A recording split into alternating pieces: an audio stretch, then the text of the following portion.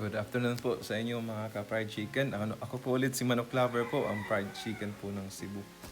Actually po, humingi din po ako ng tawad dahil ang tagal ko po nag-upload ng video. But now we are here po. Now, I'll be sharing to you po yung mga naging updates po sa maliit na manukan namin. Ito po yung nagpagawa po kami ng 3x3 po na cage. Ito po, mini-welding po ngayon.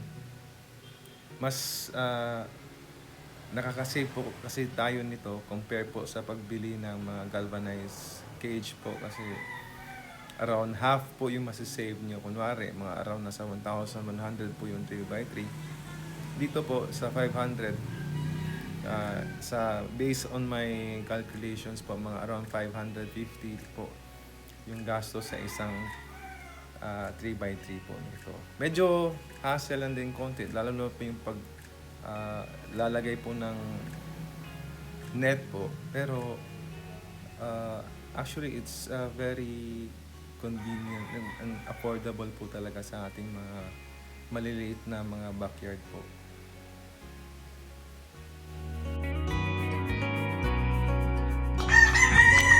So good morning po.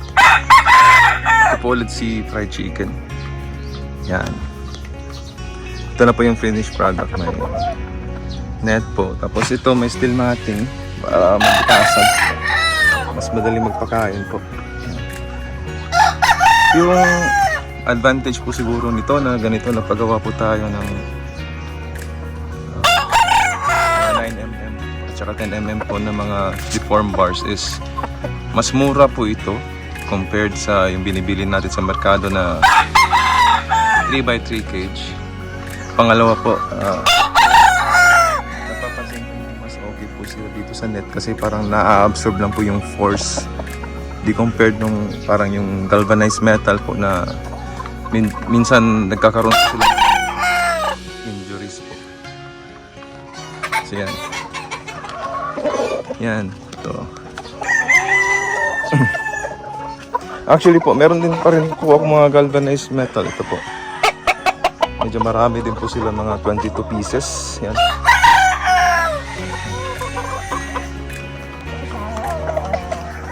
So, yan po. Ito po ulit si fried chicken po, ang Manok Lover po ng Cebu. Pasensya na po at medyo madalang tayong mag-upload po ng video. Maraming salamat po at please subscribe and like po and pa-share na rin din po. Salamat!